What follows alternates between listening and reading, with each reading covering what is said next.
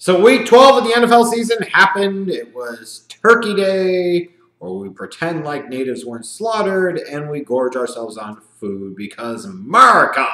Let's take a look back at the NFL week that was. The Bears have to ask a simple question. Trubisky who? I know, maybe that's getting a little carried away, but for 1 week, in a really tough circumstance, in the third game, in just a little over a week and a half, the Bears found a way, thanks to their defense and Eddie Jackson's pick six, to beat the Lions 23-16. The Cowboys starting to show some signs of life here late in the season. Amari Cooper had a big day, and the Cowboys beat the Redskins 31-23. The Saints, not surprisingly, continue to roll, winning their 10th straight game, beating up on the Falcons 31-17. Before the season, you would have won a lot of bets if you would have said, put money on the Buffalo Bills being better than the Jacksonville Jaguars. Well, after Sunday's game, you can say that they are, because the Bills not only have a better record than the Jaguars, they beat them on Sunday 24-21. Good God Almighty. You want to talk about things falling apart really, really quickly for a team in one short year, it's Jacksonville. Sacksonville, my ass, they got themselves sacked this year. Baker Mayfield and the Cleveland Browns have one thing to say, fuck you, Jackson! And they fucked the Bengals on Sunday, 35-20. Goodness gracious sakes almighty. Hugh probably did want that hug from Baker afterwards because he felt bad about the ass whooping he just received. It seems like no matter where he goes as a coach in some capacity, he's just now going to get his ass kicked. And the Browns most certainly got their revenge on Sunday, and it was great to see. The Patriots just kind of had another ho-hum Sunday, beating the Jets again, 27-13. The Philadelphia Eagles were down in the fourth quarter, but they rallied late to come from behind and beat the Giants 25-22. The Eagles still well in the mix of the NFC East, and any delusions the Giants had of potentially being able to sneak into that race have probably now been dashed based off of Sunday's game. The Bucs win with Jameis Winston kind of thrashing the 49ers 27-9.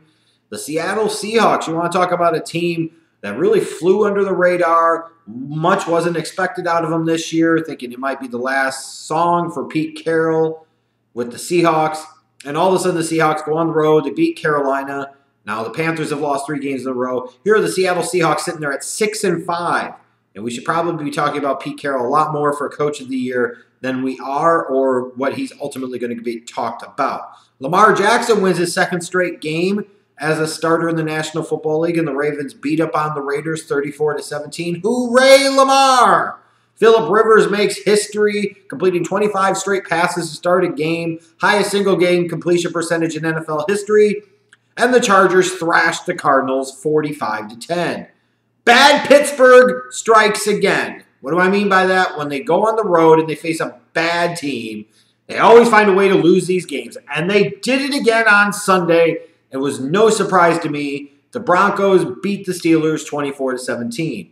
Look out for the Colts, more Captain Luck magic late, and all of a sudden the Colts, who were competitive early on in the year, but finding ways to lose games, they were 1-5. All of a sudden, well, they've won now, 5 in a row? They're 6-5. They're right in the mix of the playoff race. They're not even out of the picture yet in the AFC South for the divisional title. They beat the Dolphins 27-24. Kirk Cousins and the Vikings did enough to hold off Aaron Rodgers, lame duck Mike McCarthy and the Green Bay Packers 24-17. And the Houston Texans, he's not Deshaun Watson anymore. He most certainly is Deshaun Watson. The Texans win their 8th game in a row, dominating the Tennessee Titans 34-17 on Monday night. What a week of action. There you go. Now I'll talk about the winners and the losers of the week that was. The winners, the Chicago Bears. You're talking about beating Detroit on Sunday about a week and a half before, then turning around on Sunday night, beating the Vikings in primetime, then turning around early Thursday game, Thanksgiving, and beating the Lions with their backup quarterback with very little time to prepare. Now the Bears are sitting there at 8-3 and clearly control their own destiny in the NFC North and still have an outside shot potentially to get one of the top 2 seeds in the NFC playoffs. It was a huge win for that team. It cannot be overstated enough. The Cleveland Browns, they're now 4-6-1. They've won a couple of games in a row. You look at this Browns team, if the coaching would have been better early on in the year, this team could be 6-5, 7-4 perhaps. It's not crazy to think that. What could have been. But for a team where the over-under was about 4.5 to 5 games for this year, the Browns are right on the cusp of surpassing that. You know, if you're a Browns fan, you feel good about what you've seen out of Baker Mayfield so far, giving you enough indication he could potentially be the guy long term. And you're no longer truly the skid marks of the league. You still do stupid things, but you actually win some damn football games now. Lamar Jackson, the last of the 5 quarterbacks taken this year in the first round, has now come out and won his first 2 games as an NFL starter, which should really beg the question for the Ravens organization of why would you be in a rush to bring back Joe Flacco? Why would you feel any need to play Joe Flacco whatsoever? You're winning with Lamar. Why rock the boat? And the Indianapolis Colts, a team that looked like their season was going down the tubes really quickly. All of a sudden, they've gotten hot. They've won a bunch of games in a row, and they are right in the mix, and they're a scary team to play right now. And it's good to see. The losers, Blake Bortles, is getting permanently benched for Cody Kessler. The Jaguars, after trouncing the Patriots early on in the season, can you believe that even happened? They now sit at 3-8. Their season is done. The Carolina Panthers, after starting off 6-2, have lost 3 straight games, most notably now Sunday at home against Seattle. The Panthers are slipping a little bit, and they need a victory this upcoming week in order to kind of right the ship. And the Pittsburgh Steelers, every damn year they do this. Once or twice, they'll go on the road against an inferior opponent, they fall flat on their face, and they lose. You just can't do that. And yet, year after year, time after time, the Mike Tomlin-led Pittsburgh Steelers do just that. And I'm going to close this off with my 2-minute thrill by talking about Baker Mayfield and the reaction to him kind of throwing Hugh Jackson under the bus in press conferences, him not wanting to hug Hugh Jackson after the game on Sunday. Look, Baker Mayfield, you could say on the one hand, maybe it's not the most professional thing to do, maybe it's not the most this, maybe it's not the most that. But clearly there are reasons for him to feel that way. And outside of what we may not know actually happened behind the scenes, just a simple fact of the matter is that Baker Mayfield was held back by Hugh Jackson. I can't blame Baker Mayfield for feeling this way. Too often we complain about the lack of personality in sports figures.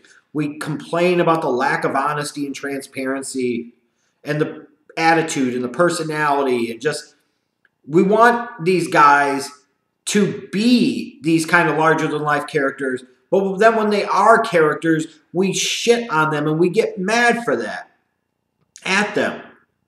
Baker's just telling the truth. Fuck Hugh Jackson. And if I was him, I would say fuck Hugh Jackson too. Because that idiot thought Tyrod Taylor was a better quarterback to start the season for the Browns than Baker Mayfield was. And we all know just how ridiculous that sentiment truly is now. This was a guy that held him back a little bit at the formative early portion of his rookie season. He should be pissed. I'm pissed for him. We shouldn't be crapping on him for sitting there and saying this, because people in the real world talk shit about their bosses all the damn time, present and former. But all of a sudden an athlete does it, it's a big fucking deal. Now I'm with Baker on this one. He should crap on Hugh Jackson because the proof is in the pudding to tell you that he's fucking right. And if we all know he's right, then what the hell is wrong with him saying what we already know?